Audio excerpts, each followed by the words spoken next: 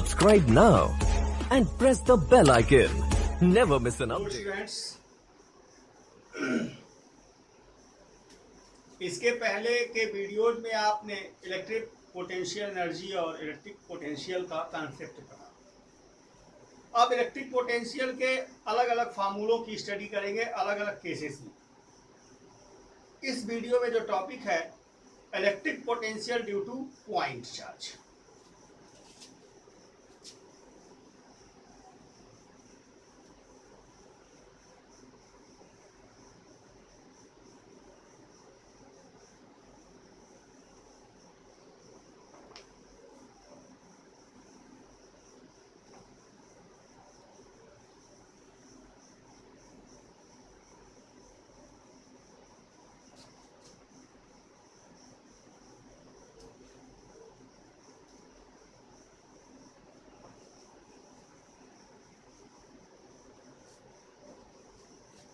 किसी single point charge के लिए इलेक्ट्रिक पोटेंशियल का फार्मूला डिस्टेंस के टर्म।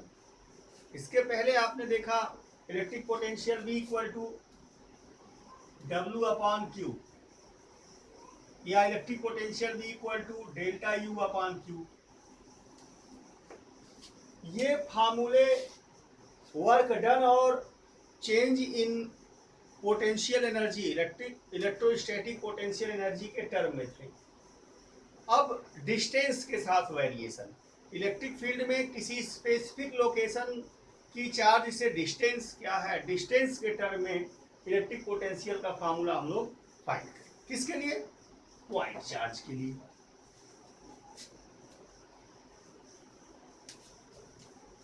ये कोई पॉइंट चार्ज है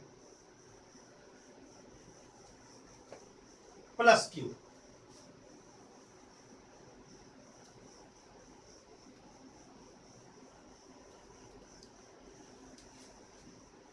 और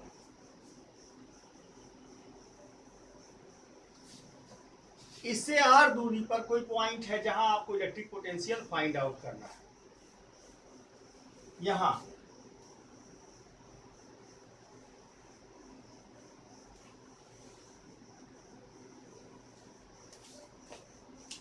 इस पॉइंट पर इलेक्ट्रिक पोटेंशियल आपको फाइंड करना है, जिसकी डिस्टेंस यहां से r है।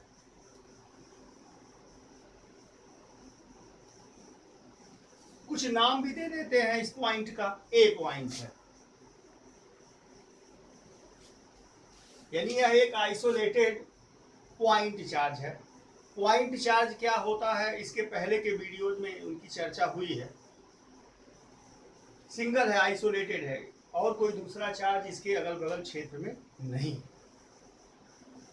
अब यहां पर इलेक्ट्रिक पोटेंशियल हमें फाइंड आउट करना है।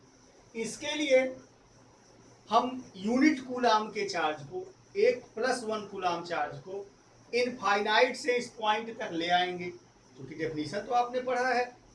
यूनिट कूलाम चार्ज को विदाउट एक्सीलरेशन इनफाइनाइट से इलेक्ट्रिक फील्ड के भीतर किसी पॉइंट तक लाने में जो वर्क डन हो उसी को उस पॉइंट का इलेक्ट्रिक पोटेंशियल कहते हैं। तो हम इनफाइनाइट से इस पॉइंट तक किसी चार्ज को ले आ रहे हैं। ये इनफाइनाइट पॉइंट है, मान लिया दिस इज इनफाइनाइट। और यहां से हम एक यूनिट चार्ज को ले आके यहां पे रख दिए +1। ये पॉइंट P है और +1 कूलाम चार्ज को हमने यहां रख दिया। ये पॉइंट P है, इस पॉइंट पर हमने एक टेस्ट पॉजिटिव कूलाम यानी यूनिट कूलाम के चार्ज को, यूनिट चार्ज को यहां रख दिया। मान लिया इस चार्ज को आप ओरिजिन पे मान सकते हैं। यहां से डिस्टेंस कितनी है, x है।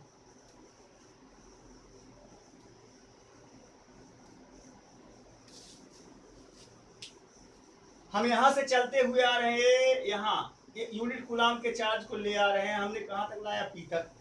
P की डिस्टेंस कितनी है, x है।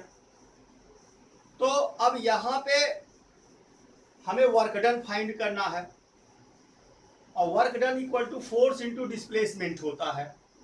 तो सबसे पहले ये पता लगाएं कि यहाँ जो यूनिट कूलाम का चार्ज रखा है उस पर इसके और इसके बीच कितना फोर्स लग रहा है। तो लैंग्वेज कितना देंगे, let there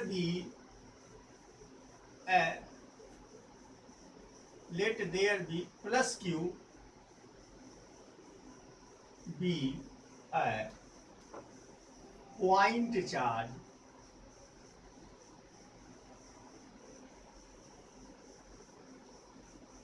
at O. We have to find out electric potential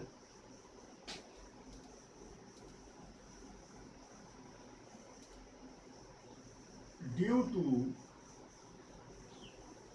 plus Q at a distance R from plus Q.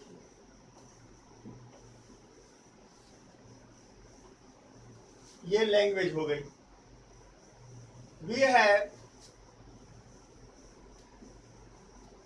we put a +1 charge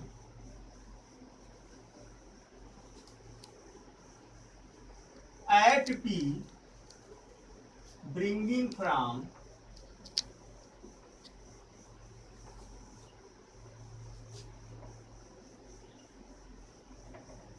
infinite at a distance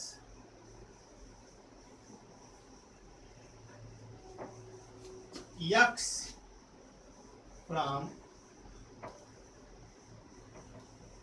plus Q. Then electrostatic force between plus Q and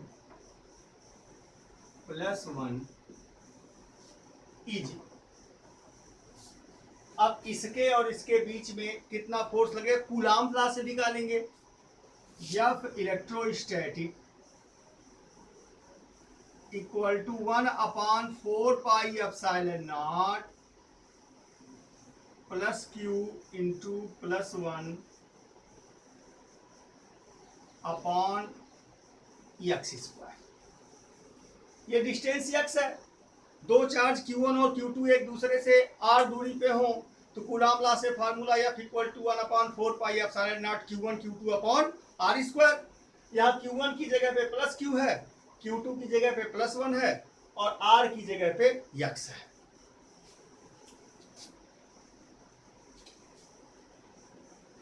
small work done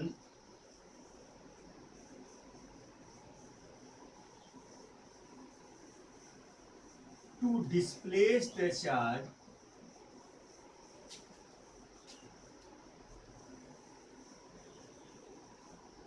the +1 charge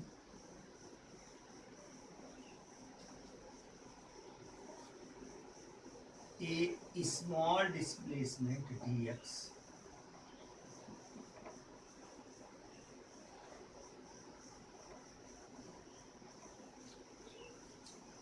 मान लिया अब इस charge को हम यहां से यहां ले आ रहे हैं, ए पॉइंट डिस्प्लेस कर रहे हैं, तो मान लिया ये डिस्प्लेसमेंट कितना है, dx है।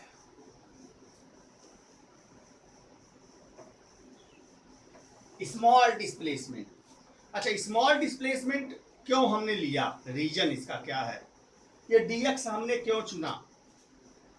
दरअसल कल के वीडियो में भी मैंने चर्चा किया था आपसे कि अगर वेरिएबल फोर्स हो, यहां ये जो कूलाम फोर्स लगा Fe, ये वेरिएबल फोर्स है। जैसे जैसे आप इसके तरफ इस चार्ज को लेके आएंगे वैसे वैसे रिपल्सन बढ़ता जाएगा, इसके बीच और इसके बीच रिपल्सन बढ़ता जाएगा। यानी हर पॉइंट पर, यहां से इसके हर पॉइंट पर फोर्स की वैल्यू क्या होगी, अलग अलग होगी, अलग अलग अमाउंट में रिपल्सन होगा। फोर्स फिक्स नहीं है, कांस्टेंट नहीं है। तो हम पूरे पाथ को, पूरे डिस्प्लेसमेंट को यहां से यहां तक, जहां तक निकालना हो, छोटे छोटे टुकड़ों में बांट लेंगे। छोटे छोटे टुकड़ों में बांटने का मतलब क्या है, ये मान लेते हैं स्मॉल डिस्टेंस में जो फोर्स है वो कांस्टेंट है, ये माना जा सकता है। जैसे इस पॉइंट और इस पॉइंट के बीच में फोर्स कांस्टेंट माना जा सकता है। हालांकि कांस्टेंट होगा नहीं, संभव ही नहीं है, लेकिन स्मॉल डिस्टेंस के लिए जो फोर्स का वेरिएशन है वो बहुत स्मॉल होता है, उसे कांस्टेंट मान लेंगे। तब फार्मूला लगाएंगे, force equal work done equal to force into displacement. और जितने टुकड़ों में आपने बांटा है, सारे टुकड़ों में वर्क डन की वैल्यू को ऐड कर दिया जाए तो इनफाइनाइट से उस पॉइंट तक आने में जो वर्क डन हुआ वो फाइंड हो जाएगा। यानी दो तरह से निकाल सकते हैं इसी बात को, या तो हर दो पॉइंट के बीच में छोटे छोटे, यानी जिन दो डिस्टेंसेस के बीच में आपको वर्क डन निकालना है, इन्हें छोटे छोटे तमाम टुकड़ों में बांट दीजिए, dx dx dx, और सबको ऐड कर ले, यानी इसके बीच जो वर्क डन dw1, इसके बीच dw2, इसके बीच dw3, इसके बीच dw4, ऐसे स्मॉल स्मॉल वर्क डन निकाल लीजिए और सबको ऐड कर लीजिए। या मैथमेटिक्स में इसी को सम से, समेशन से डिनोट करते हैं, या इंटीग्रल कर दीजिए। जिस पोजीशन से जिस पोजीशन के बीच में आप चार्ज के डिस्प्लेसमेंट को वेरी करा रहे हैं, उस लिमिट के बीच में स्मॉल वर्क डन को इंटीग्रेट कर दीजिए, पूरे पाथ के लिए जितना वर्क डन होगा वो फाइंड हो जाएगा। या तो सम करिए या तो इंटीग्रेट करिए। यहां इंटीग्रेट किया जा रहा है, ध्यान देंगे आप लोग। तो हमने क्या किया, स्मॉल डिस्प्लेसमेंट ले लिया, तो work done, small work done to displace plus one charge, ये small displacement dx, dw equal to f dot dx। अब देखिए, गौर करिएगा, यहां पे जो फोर्स लगा है वो फोर्स यहां लगा है, Fe यहां है, और dx कहां है, यहां है। डिस्प्लेसमेंट कहां दे रहे हैं, यहां। फोर्स कहां लगा है, यहां।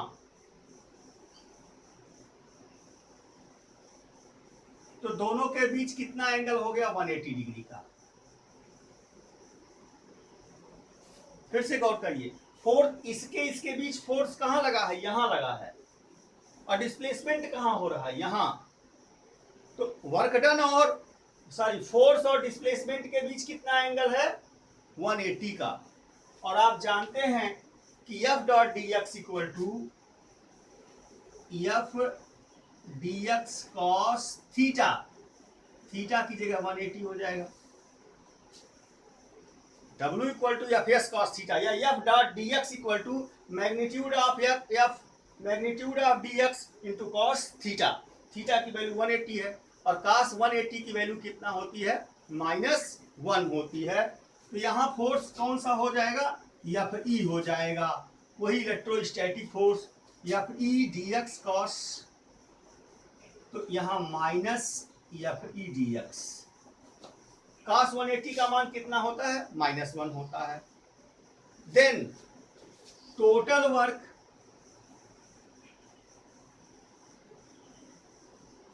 To displace +1 charge from,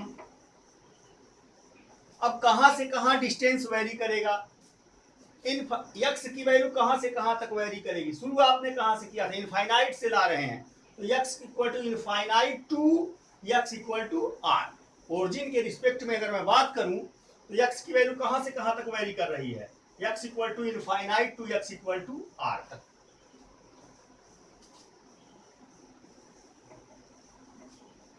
W equal to integral of infinite से r, कहां से कहां तक, इनफाइनाइट से r तक।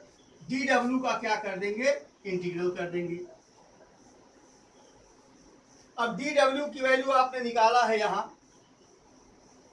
रख देंगे, यहां equal to infinite to R minus F E D X. और एफ ई की वैल्यू, एफ ई क्या है? Electrostatic force between this charge and this charge. इसकी वैल्यू कितना आपने निकाला है? इतना निकाला है। ये एफ ई की वैल्यू को रख देंगे। एक बात का ध्यान भी देंगे कि ये पूरी क्वांटिटी आपकी कांस्टेंट है। चार्ज क्यू ये भी कांस्टेंट है। तो बचेगा क्या? 1/x² वेरिएबल है, इंटीग्रल के अंदर वही बचेगा। तो इक्वल टू -1/4πε0। हमने इसको इंटीग्रल के चिन्ह से क्या कर लिया? बाहर। और कैपिटल क्यू को भी इनफाइनाइट से आर तक 1/x² dx। यहां ध्यान दीजिएगा, ये इतनी क्वांटिटी को मैंने इंटीग्रल के साइन से बाहर कर दिया। पूरी बात क्लियर? अब 1/x² का इंटीग्रल क्या होगा? आप जानते ही हैं, integral x⁴n dx equal to x⁴n+1/n+1। अब 1/x² है। 1/x² का मतलब x² को न्यूमरेटर में ले जाएंगे तो पावर का साइन निगेटिव हो जाएगा। तो x⁻⁻2 dx equal to x⁻⁻2+1। n की वैल्यू -2 हो गई तो x⁻⁻1/-1। और फिर जब इसका रेसिप्रोकल करेंगे, इस साइन को पॉजिटिव करने के लिए, ये वैल्यू आ जाएगा -1/x। क्लियर? तो W इक्वल टू हो गया -1/4πε0 कैपिटल क्यू। और इतने का इंटीग्रल कितना हुआ? 1/x इनफाइनाइट से r तक। अब लिमिट को पुट कर देंगे। सबसे पहले किसको पुट करेंगे? अपर लिमिट को, उसके बाद लोअर लिमिट को। तो ये वैल्यू आएगी इक्वल टू 1/-1/4πε0 कैपिटल क्यू 1/r-1/इनफाइनाइट। यहां x की जगह पे पहले r पुट करेंगे और फिर x की जगह पे इनफाइनाइट पुट करेंगे। अब 1/इनफाइनाइट इक्वल टू क्या होता है? 0 होता है। 1/इनफाइनाइट इक्वल टू 0। तो बचेगा क्या? 1/r। तो आपका एक्सप्रेशन क्या आ गया? ये आएगा। एक चूक हो रही है, जरा गौर करिएगा। यहाँ इंटीग्रल मैंने किया -1/x है, यहाँ वैल्यू -1/x होगी, यहाँ माइनस लगा देंगे। ये माइनस और ये माइनस मिलके प्लस हो जाएंगे, तो यहाँ से माइनस साइन क्या हो जाएगा? गायब। यहाँ भी माइनस साइन क्या हो जाएगा? गायब। तो 1/4πε0 Q/r। ये W की वैल्यू आ गई। अब टेस्ट चार्ज आप कितने कूलाम का ला रहे थे? +1। तो आप जानते हैं कि V equal to W/Q0। Q0 की वैल्यू 1 है। Q0 की वैल्यू 1 है, तो जब 1 से W में डिवाइड करेंगे तो वैल्यू उतना ही रहेगी। सो V इक्वल टू, यहां 1 से डिवाइड करेंगे तो V आ जाएगा इस फार्मूले के हिसाब से 1/4πε0 capital Q/r।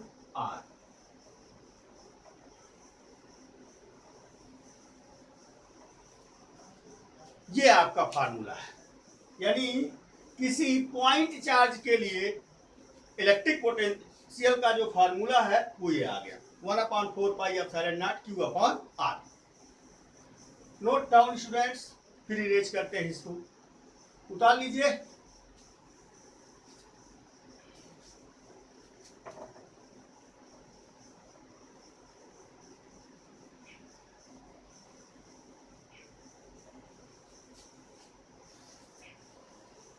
मिटाएं।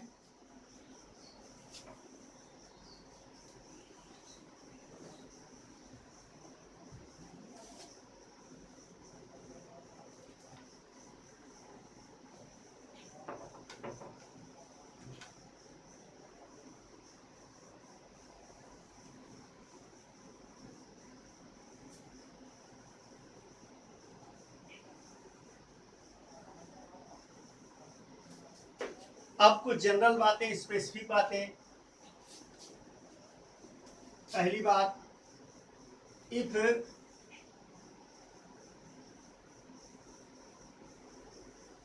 Q is negative, यानी जो ये चार्ज आपने लिया था, ये प्लस Q लिया था, इसकी जगह पे माइनस Q हो जाए तो क्या होगा? वही बात, V equal to 1/4 pi epsilon naught, यहाँ माइनस Q हो जाएगा, प्लस Q की जगह पे माइनस Q, और यही माइनस साइन बाहर आ जाएगा, तो -1/4 pi epsilon naught Q upon R, यानी जो पोटेंशियल होगा वो निगेटिव हो जाएगा। पॉजिटिव चार्ज के लिए इलेक्ट्रिक पोटेंशियल पॉजिटिव और निगेटिव चार्ज के लिए इलेक्ट्रिक पोटेंशियल निगेटिव हो जाएगा। बात कंफर्म हो गई आपको? अब ग्राफ्स को देखेंगे। एक बात, दूसरी बात, इस फार्मूले से स्पष्ट है, क्लियर है, इस फार्मूले से एक बात क्लियर है कि V is inversely proportional to distance at which we are finding the electric potential, यानी R के, ये कांस्टेंट हुआ तो R के इनवर्स प्रोपोर्शन में है। अब अगर हम ग्राफ प्लॉट करते हैं, ध्यान दीजिए,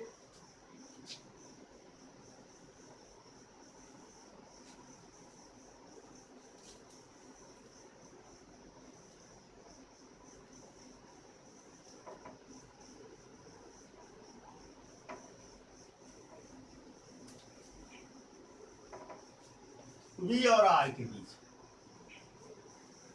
V और 1/R, तो ग्राफ क्या होगा? पॉजिटिव होगा और स्ट्रेट लाइन, इस तरह का ग्राफ हमें फाइंड होगा। कब? जब capital Q is greater than 0, अर्थात जो ये चार्ज आपने चुना है, यह चार्ज पॉजिटिव है, इलेक्ट्रिक पोटेंशियल पॉजिटिव होगा। डिस्टेंस के हिसाब से जैसे जैसे V की वैल्यू आप चुनेंगे, इस एक्सिस पे चुनेंगे, अगर ये एक्स एक्सिस है, ये वाई एक्सिस है, ये ओरिजिन है। लेकिन अगर निगेटिव चार्ज की बात करें, ये जो Q है ये निगेटिव हो गया, तो इस तरह का कुछ आएगा ग्राफ।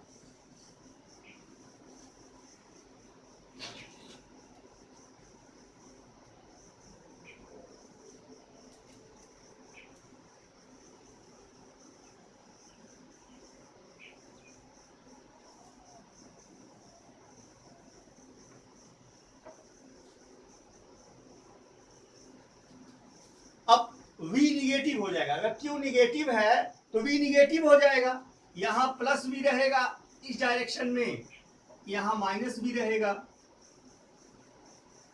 और डिस्टेंस तो पॉजिटिव ही रहेगी। ये 1/R आपने लिया है यहाँ, और यहाँ पोटेंशियल लिया है आपने, इस तरह का ग्राफ होगा। लेकिन ये कब होगा? जब Q is less than 0। Q is less than 0 means negative charge के लिए ग्राफ स्ट्रेट लाइन ही होगा, लेकिन इस क्वाड्रेंट में, फोर्थ क्वाड्रेंट में आएगा, जहां 1/R, R चूंकि हमेशा डिस्टेंस हमेशा पॉजिटिव होगी, तो R पॉजिटिव होगा, पोटेंशियल निगेटिव होगा, इस तरह का ग्राफ होगा। दोनों ग्राफ क्लियर स्टूडेंट्स? तीसरे ग्राफ की मैं बात करता हूं। आप जानते हैं कि किसी पॉइंट चार्ज के लिए उससे R डिस्टेंस पर जो इलेक्ट्रिक फील्ड का फार्मूला है, यहां E कितना होगा? E equal to 1/4 pi epsilon naught Q upon R square, और इलेक्ट्रिक पोटेंशियल आपने निकाला 1/4 pi epsilon naught Q by R। जरा दोनों निष्कर्षों को देखिए। E जो है inversely proportional to square of distance, और V जो है इनवर्सली प्रोपोर्शनल टू डिस्टेंस, यानी जो इलेक्ट्रिक फील्ड होगी यहाँ स्क्वायर है, वो शार्पली डिक्लाइन होगी। जैसे जैसे डिस्टेंस बढ़ेगा, इलेक्ट्रिक फील्ड की वैल्यू शार्पली डिक्रीज करेगी, जबकि उसके कंपेयर में डिस्टेंस के रिस्पेक्ट में इलेक्ट्रिक पोटेंशियल की वैल्यू कम डिक्रीज होगा, कम शार्पली डिक्रीज होगा। अर्थात ग्राफ कैसा होगा? जरा गौर करिए।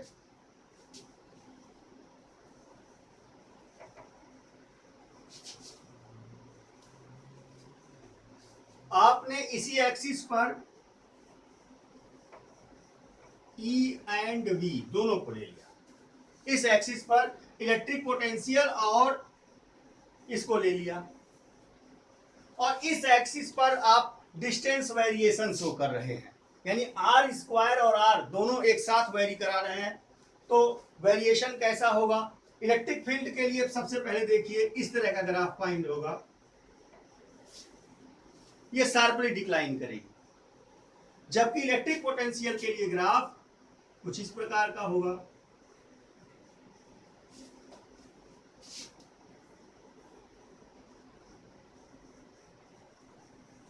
ये कम शार्पली, ये E है और ये V है, ये कम शार्प होगा, मतलब ये ज्यादा डिक्लाइन करेगा। जैसे जैसे डिस्टेंस बढ़ेगा इलेक्ट्रिक फील्ड की वैल्यू तेजी से घटेगी, जबकि इलेक्ट्रिक पोटेंशियल की वैल्यू कम तेजी से घटेगा। इस तरह से डिफरेंट डिफरेंट ग्राफ्स हैं। क्लियर है आपको? सारी बातें क्लियर हैं? एक बार रिकैप दे देता हूं। इलेक्ट्रिक फील्ड के लिए जो उसी डिस्टेंस पर inversely proportional to square of distance, और पोटेंशियल के लिए इनवर्सली प्रोपोर्शनल टू डिस्टेंस है। यही ग्राफ अगर चार्ज निगेटिव हो तब ये ग्राफ जब बनाएंगे तो फोर्थ क्वाड्रेंट में यही ग्राफ बनेगा, फोर्थ क्वाड्रेंट में बनेगा, इस प्रकार से फोर्थ क्वाड्रेंट में आ जाएगा। Okay students, note down.